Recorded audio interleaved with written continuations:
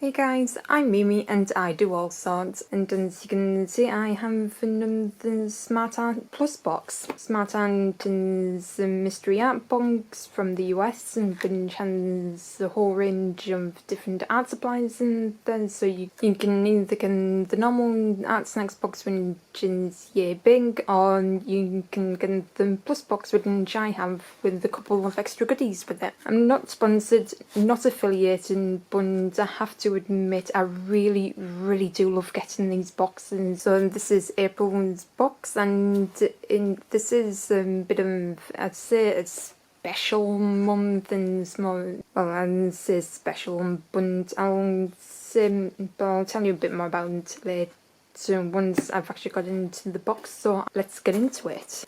And so for April we get. Alright, well first up we have our bubble mailing with some of our stuff in. And so first off we got our destruction list, which we are not looking at because I don't want to spoil the surprise. And first up we have, Tombows. And these pro markers, and they're alcohol based. Now I love alcohol based markers because you can get some beautiful blends with them. You can't really see one because the sun has decided to come out. I don't want to know what's wrong with this box, but I can't get into it and I'm trapped behind my camera at the moment. So I can't get into a sharp pointy thing to get it open. But we have 5 different shades of yellow, even though on the camera it does actually look like they're all the same colour, but trust me, there's like 5 different variations, and these are in yellow tones. So we will be looking at these in a bit, so we'll have a better look at that. Alright, and our snack for this month is in Airheads watermelon flavour. Now I'm not exactly too fond of Airheads, and I definitely do not like watermelon flavours, so I am very sorry for those who do. It's just not really my cup of tea. You know, I'll still eat it. Right, and the last thing in the bubble mailer is the rest of our supplies, which I will open up in a minute, and we'll have a look at what's here. And our paper for this month is a marker pad, and as you can see I am holding it landscape because I can't fit it on my camera properly. So this is by Marabou and it's a graphics marker pad. There's 75 black sheets, never heard of that one. In 17.5 GSM, it's acid free, light fast, and 100% cellulose. Right, I have no idea what on earth that means. I've never seen it on a marker pad before, and it's 8 by 11 inches. So we've got a good stack here, and I've never seen a marker pad that had 75 sheets in it. And I've got quite a few marker pads, and not one of them is like over 20 sheets. So it feels like a decent paper, but I've never tried it before, so I am actually looking forward to trying this out. Let's push that to one side and we'll see what we get in our little green package. And in our green package we get... Ooh! Right, so first up we have our art snack sticker. It's white with blue squiggles going across.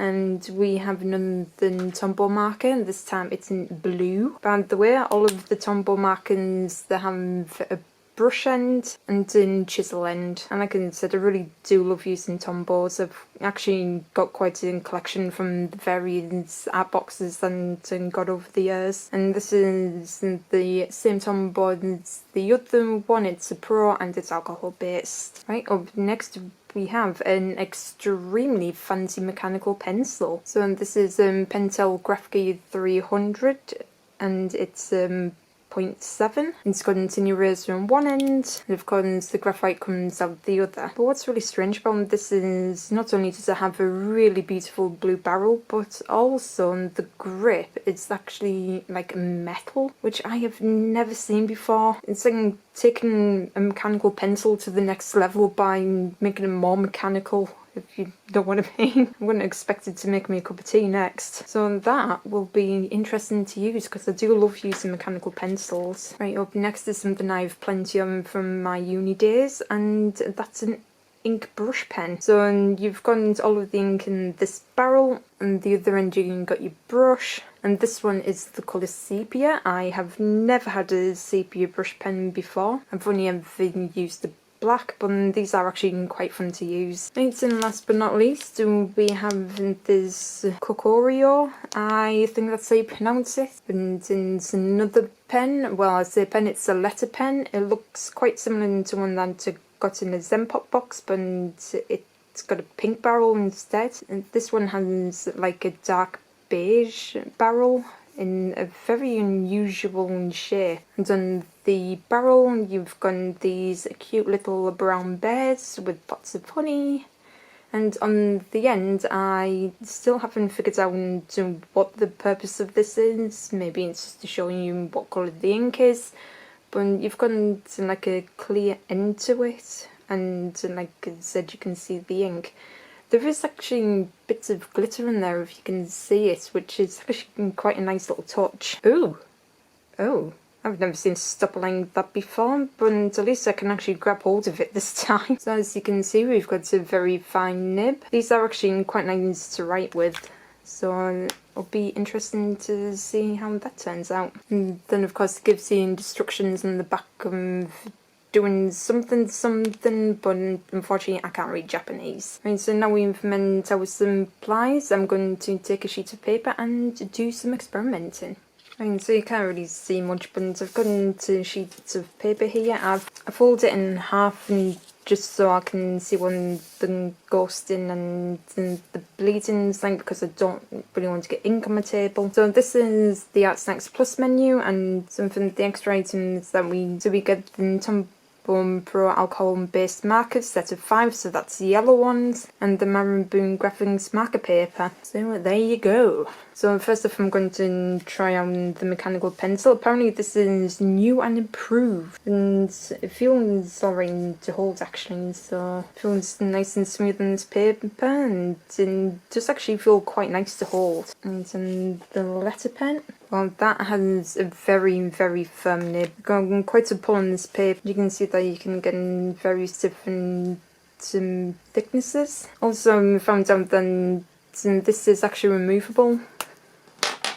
All you need to do is just twist it and it'll come out, so you can change into whatever colour you want. So you're going to try on this, and I'm just squeezing it, and you can see the ink starting to come out there. It's being quite careful as well that you don't squeeze too much. There you go, you can see it coming out of the brush now. I was also told as well that you could refill these yourself with the Indian ink. I haven't quite mastered how to do that yet. And there you go, that's the sepia. Quite nice. Extremely blotchy though. But again, you can get different land thicknesses. That one I'm really pushed down on the bristles. And now onto the Tombows. As you can see, they have 5 different shades. And there you go, there's all of the yellows. Now as well, when actually, swatching these out, because even though then you can't really see it in real life, but this one is actually a lot more orangey in real life. Biggest odd one out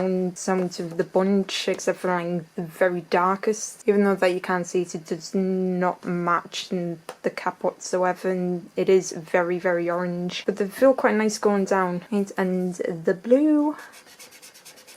Ooh, that's a beautiful blue. That one pretty much matches the cap. So all of the colours match the caps except for that one, and that one is a little bit darker than the cap, but it's not by too much. But yeah, that's what we're working with. So yeah, even though that you can see it does have an extremely beautiful blend. So I tried to do with like the second lightest and the very darkest, and it hasn't really blended that well. So I'll avoid that, but in similar colours, and they do blend really beautifully. So now we get to see what's on the other side. Ooh, interesting development. So it has ghosted through, but it hasn't bled through. So this paper gets a tick from me. But just to be on the absolute safe side, I will have a piece of paper underneath, and you always should, just to be on the safe side. I'm actually quite surprised that the ink brush hasn't really bled through the paper and onto the other side. So I am actually extremely happy with that. So I'm going to do some further experimenting and I shall get back to you. Right, so as you may or may not see, I've gone to a sheet of paper here. I actually have a separate piece of paper under here with a sketch on it. As you know, graphite does smudge if you put anything wet on top of it. So I wanted to try and keep this as clean as possible. There's something special than I was on about is the fact that my dad passed away in April about 12 years ago, and he absolutely loved wolves. And he even had the nickname Wolfie. I would do something nice to mark the occasion, you know. So that's what I'm going to do. So I've got my reference here, and this is going to be really tricky because I have to work from light to dark. You know, I can't build up on darks, you know. So it is going to be a little bit tricky, but I'm going to see how it goes. Coming up with how I was going to do it. I did have a bit of a quick experiment going on here, and basically less is going to be more. So I'm going to see how this goes. So without further ado, let's get started. So as you can see, I'm just starting off with the lightest colour, then I'm just going to build up on the darks on top, and I'm also leaving a lot of white spaces just to have some highlights in there. Now I quite like using brush pens, you know, to do fur texture, because it actually does a better job than just doing it with like a normal pencil. And it's good tip as well is when you're actually doing fur, always look in the reference image and you know, and see which direction the fur's going in, so it makes it look more realistic.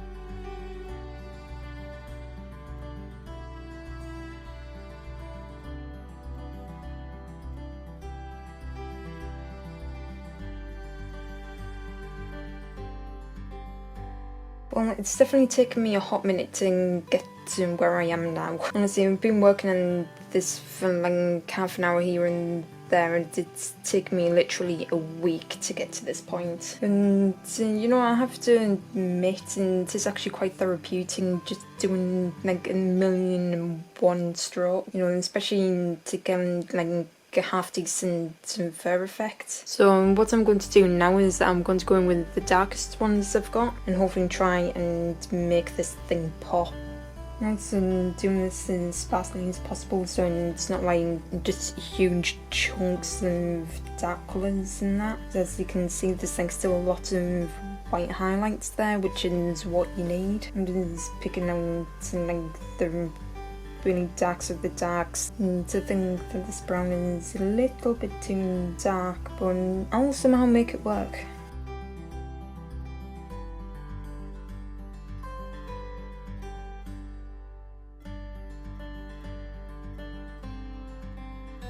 Actually, it's not looking too bad now, but it's starting to dry a bit and it's starting to blend in. But what I actually really like about this brush pen is that I'm not getting to like completely straight lines, and it's just completely random the way the lines come out, which means that I'm getting, you know, unintentional variations, you know, give me more of that fur texture I'm looking for.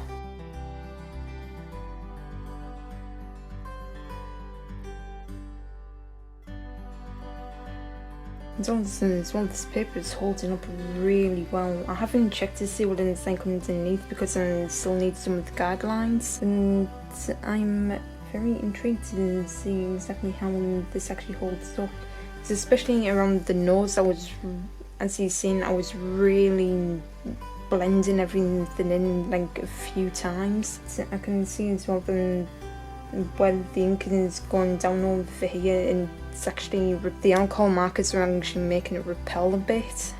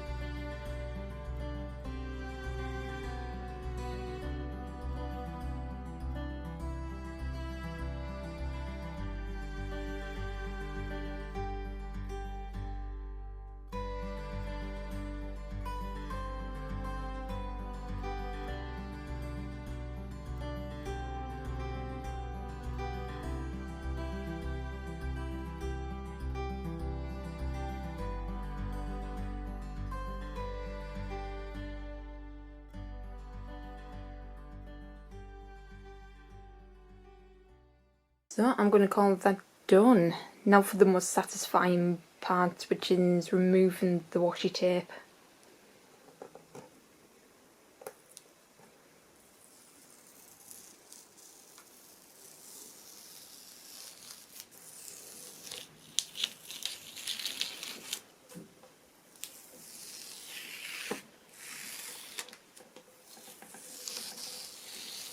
Oh, and that was super satisfying. And as you can see, my desk is a bit of a mess right now. But are you even having fun if your workspace isn't messy? That was the most nerve-wracking part, which is to see if anything has actually bled through onto the other side.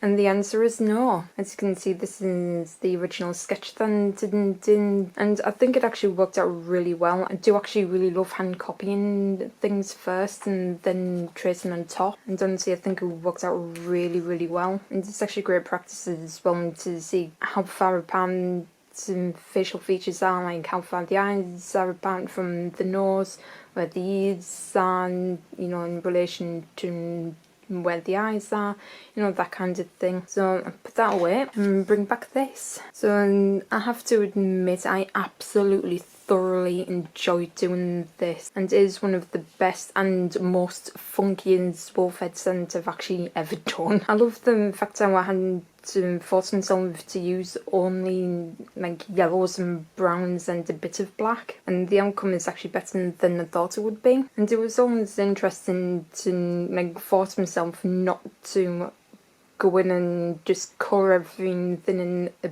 solid block colour. You know, I had to really think of where do I want to leave the highlights in, where do I want the lightest colours, the mids, the darks. I mean, you can see like all of the individual brush strokes, and honestly, these pens were perfect for texture. So if you can, I would actually recommend using these because they really do blend beautifully. The brush tip is a little less firm than like the Copic markers, but it really doesn't hold its own.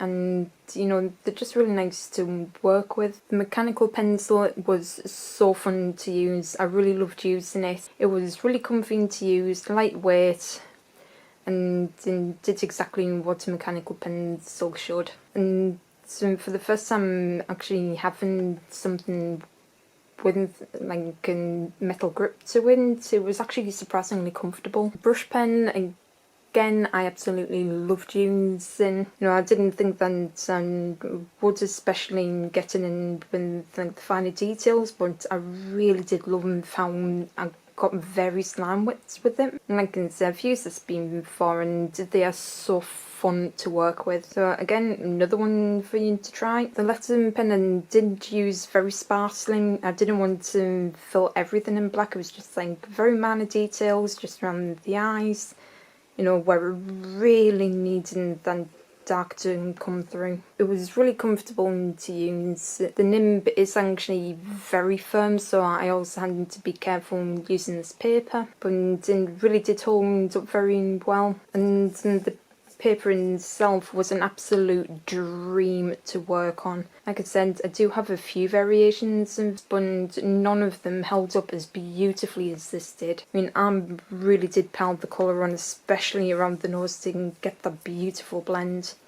And it held up really well. I mean, you've seen that piece of paper. I mean, you've seen this, and where I really pound it around the nose, the paper is, you know, the paper it's not stained whatsoever, you know, and it's very smooth and do work really beautifully with Tombow markers. And I would really love to try the other ones that I've got, you know, like I've got Spectrum Noir, I've got Copic, I've got Winsor & Newton, and I would love to see how they hold up on this paper. And the one thing that I am actually really intrigued in is how the ghosting is on the other side, so I'm going to take a quick look.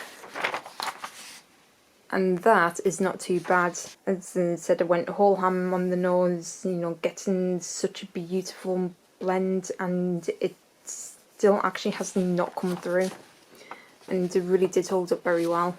I did cheat a little bit and used the Uniball Signal, which was not in the box, but I really needed to bring the highlights back into the eyes and a bit on the nose as well. Again, I had a ton of fun, loved the supplies, loved the paper, and again, for me, it's sentimental and such a beautiful subject for me to work with. And anyway, I think I've prattled on a bit too long. So if you guys are interested in your own art snacks box, I will leave a link in the description box below.